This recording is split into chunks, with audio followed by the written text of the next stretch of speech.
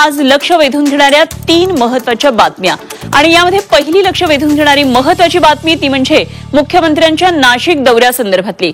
मुख्यमंत्री आज नाशिक दौऱ्यावर आहेत। सकाळीच ते आता त्र्यंबकेश्वरला दर्शनासाठी रवाना झालेले आहेत।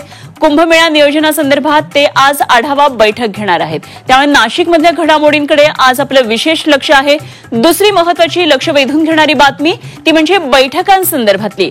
आज शिवसेनेची मुंबईमध्ये बैठक होतीये। आगामी स्थानिक स्वराज्य संस्था निवडणुकांच्या तयारीचा आढावा या बैठकीमध्ये घेण्यात येणार आहे। मुंबईत शिवसेना नेते पदाधिकारी या बैठकीला हजर राहणार आहेत। तर दुसरीकडे आज मनसेची सुद्धा मुंबईमध्ये एक महत्त्वाची बैठक आहे। मनसेचे नेते सरचिटणीस मुंबईतल्या पदाधिकारी या बैठकीला उपस्थित असतील। तर मनसे अध्यक्ष राज ठाकरे यांच्या उपस्थितीमध्ये ही मनसेची बैठक असेल।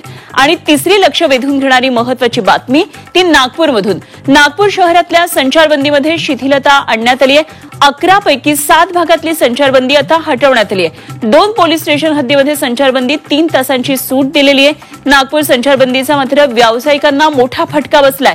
या संचारबंदीमुळे नागपूरमधल्या बाजारपेठा गेल्या कित्येक दिवसांपासून बंद आहेत। त्यामुळे जवळपास 400 ते 500 कोटींचं नुकसान झाल्याची माहिती समोर येतेय।